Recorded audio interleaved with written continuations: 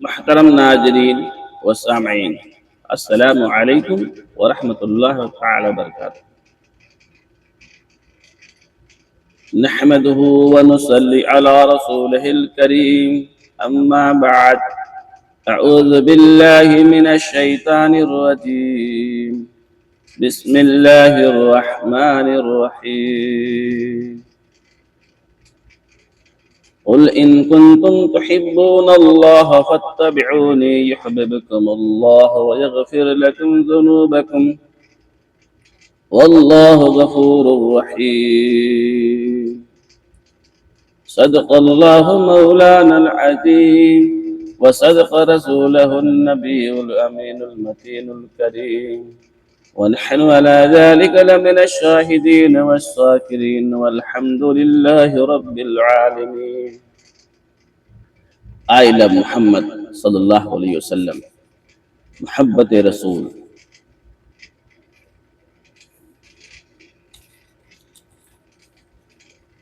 محمد کی محبت دین حق کی شرط اول ہے۔ محمد کی محبت دین حق کی شرط اول ہے۔ اسی میں ہو اگر خامی تو سب کچھ نامکمل ہے، اسی میں ہو اگر خامی تو سب کچھ نامکمل ہے۔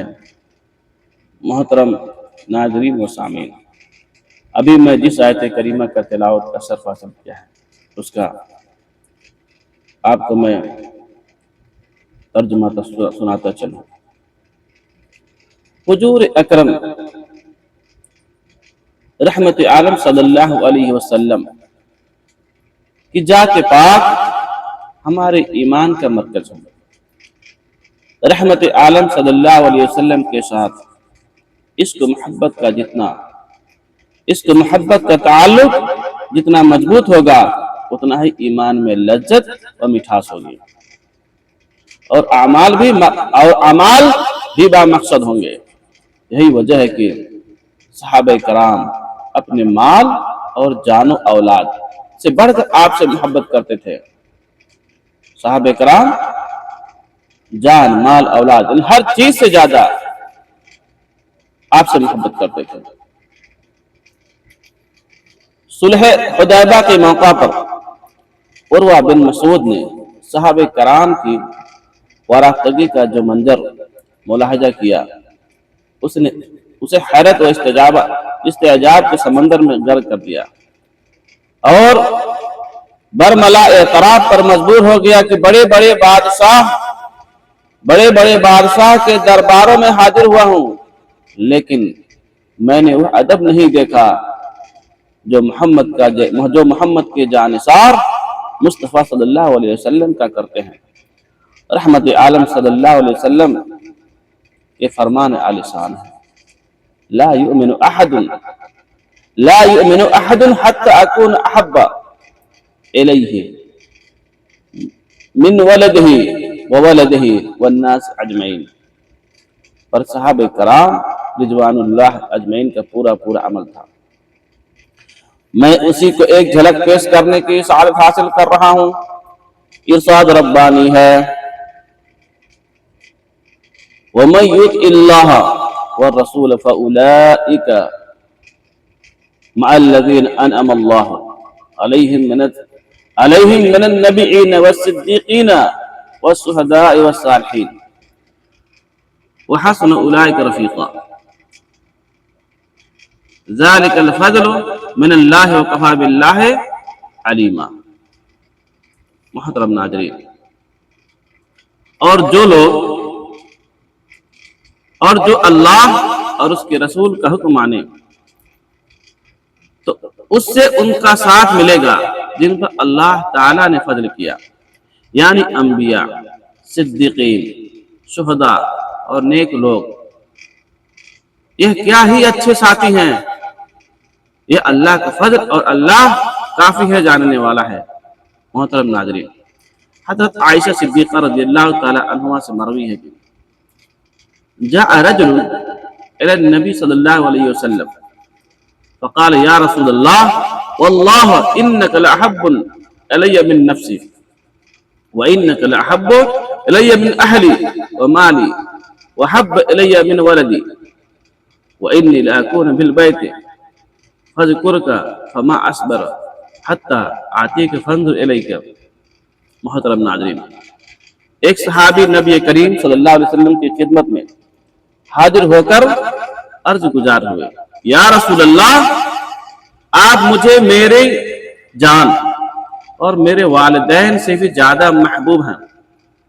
جب میں اپنے گھر میں ہوتا ہوں تو آپ کو ہی یاد کرتا ہوں، اور اس وقت تک چین نہیں آتا جب تک حاضر ہو کر آپ کی زیارت نہ کر لوں۔ لیکن جب مجھے اپنی موت اور آپ کے وصال کا مبارک خیال آتا ہے تو سوچتا ہوں آپ تو جنت میں صحابہ کرام کے ساتھ بلند ترین مقام پر جلوہ فروز ہوں گے، اور جب میں جنت میں داخل ہوں گا تو خدشہ ہے کہ کہیں آپ کے زیارت سے محروم نہ ہو جاؤں۔ حضور علیہ السلام اس صحابی کے جواب میں سکوت فرمایا۔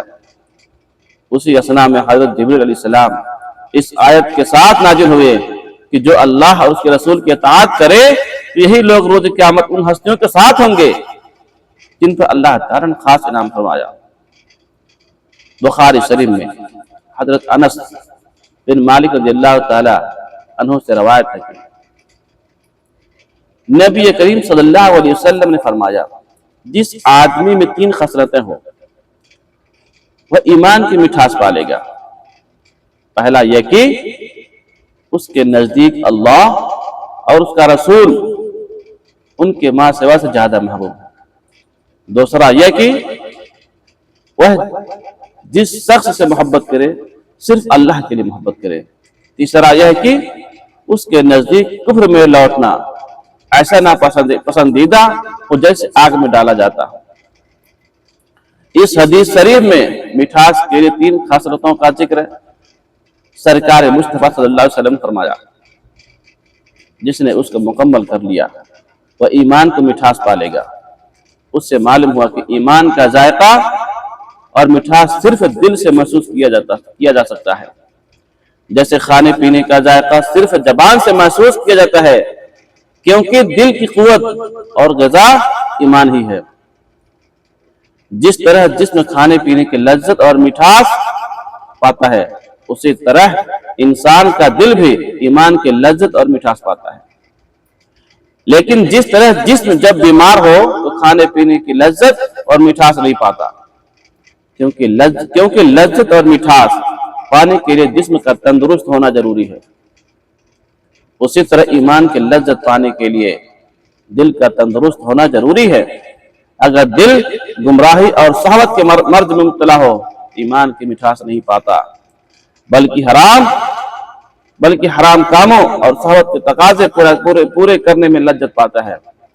اسی وجہ سے نبی اکرم صلی اللہ علیہ وسلم نے فرمایا کہ جس وقت زانی زنا کرتا ہے اس وقت وہ مومن نہیں ہوتا، کیونکہ اگر اس کا ایمان کامل ہوتا تو ایمان کی مٹھاس پاتا، اسے لیے کہ حرام کاموں اور گناہوں کے ساتھ عبادت میں لذت نہیں آتی۔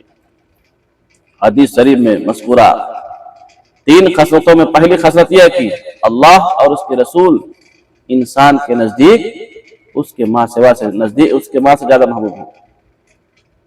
حضرت عبداللہ بن عباس رضی اللہ تعالیٰ عنہ بیان کرتے ہیں کہ رسول اکرم صلی اللہ علیہ وسلم نے ارشاد فرمایا، اللہ سے محبت اس لیے کرو وہ اپنی نعمتوں سے تمہیں جزا عطا کرتا ہے۔ اللہ سے محبت اس لیے کرو وہ تمہیں اپنی نعمتوں سے غذا عطا فرماتا ہے، اور اللہ کی محبت کی وجہ سے مجھ سے محبت کرو، اور میری محبت کی وجہ سے میرے اہل بیت سے محبت کرو۔ اللہ کی محبت کے 2 درجے ہیں۔ فرض یہ کہ یعنی اللہ کی محبت یہ تقاضا کرتی ہے جن فرائض کا اس نے حکم دیا اس پہ عمل کرو، اس پہ عمل کیا جائے، اور جن حرام کاموں سے اس نے منع کیا اس سے باز رہا جائے۔ اللہ تعالیٰ کی محبت میں کم از کم اتنا درجہ حاصل کرنا ضروری ہے، اور جس کو یہ درجہ حاصل نہ ہو وہ اللہ کی محبت کے دعویٰ میں جھوٹا ہے، کیونکہ جس شخص نے کسی فرض یا واجب کو ترک کیا یا کسی حرام کو اس کی وجہ سے اس کے دل میں اللہ کی محبت کم ہے، اس وجہ سے اس نے اپنی نفس خواہش اپنی نفس کی خواہش اور اس کی محبت کو اللہ تعالیٰ کی محبت پر ترجیح دی۔ اگر اس کے دل میں اللہ کی محبت کامل ہوتی تو اللہ کے فرائض ترک نہ کرتا اور نہ ہی اس کے منع کیے ہوئے کاموں کا ارتکاب کرتا۔ تو محترم ناظرین، آج کل ایک ٹرینڈ چلا ہوا ہے آئی لو محمد صلی اللہ علیہ وسلم۔ پوری دنیا قوم مسلم آئی لو محمد سے پیار کرتی ہے، مگر اس کے ساتھ ساتھ نبی اکرم صلی اللہ علیہ وسلم کا فرمان ہے قرآن سے بھی پیار کرو، آئی لو قرآن، آئی لو نماز، آئی لو دین۔ ایسا نہیں کہ بس زبان سے کرو، دل سے بھی کیا جاتا ہے۔ اگر دل سے نہ کرے تو پھر کامل ایمان نہیں۔ اور جو شخص نماز نہیں پڑھتا ہے، قرآن کی تلاوت نہیں کرتا ہے، وہ کامیابی کو نہیں پہنچ سکتا۔ اور ہمارے اور آپ کے اندر یہ آج کل بہت زیادہ غفلتیں ہیں کہ ہم اور آپ بس باہر نکل کر کے ادھر ادھر کی باتیں کرتے ہیں، چوراہے پہ نکلتے ہیں، گپ سپ میں اپنا پورا وقت گزار دیتے ہیں، مگر مسجد کی طرف، کیونکہ جب مسجد سے مؤذن کہتا ہے حی علی الصلاۃ حی علی الفلاح، آؤ نماز کی طرف، آؤ کامیابی کی طرف، یعنی آؤ نماز کی طرف، آؤ کامیابی کی طرف، تو ہم اور آپ بازار کی طرف جاتے ہیں، ہم اور آپ سوئے رہتے ہیں، تو کامیابی کہاں سے ملے گی؟ جب اللہ بلاتا ہے اس کے گھر پہ نہیں جاتے ہیں، اس کے گھر میں نہیں جاتے ہیں، اس کے دروازے پہ نہیں جاتے ہیں، تو بتائیے کامیابیاں کہاں سے ملیں گی؟ محترم ناظرین، پوری دنیا قوم مسلم آئی لو محمد ضروری ہے، مگر یہ بھی ضروری ہے آئی لو قرآن، آئی لو دین، آئی لو نماز، اور دل سے کرنا چاہیے۔ اگر آپ اس کو پورا اپنے دل کے اندر پیدا کر لیتے ہیں تو انشاءاللہ یہ شیطانی طاقت کچھ نہیں کر سکتی ہیں۔ بہت سے فرعون آئے، ان کو بھی مرنا ہے محترم ناظرین، اور اپنے آپ کو دین کے راستے پہ اپنے آپ کو دین کے راستے پہ چلیے، اللہ کے بتائے ہوئے دین پہ چلیے، جن چیزوں سے اللہ کے نبی نے منع کیا ہے اس سے باز آ جائیے، اور صدق کے دل سے توبہ کر لیجئے۔ یا اللہ ہم سب مسلمانوں کو سچا پکا نمازی بنائے، اے اللہ ہم سب مسلمانوں کو دین کے راستے پر چلنے کی توفیق عطا فرمائے، اے اللہ ہم سب مسلمانوں کو جان و مال کی حفاظت عطا فرمائے، اے اللہ ہم سب مسلمانوں کی اولاد کو نیک اور صالح بنا۔ السلام علیکم ورحمۃ اللہ تعالی وبرکاتہ۔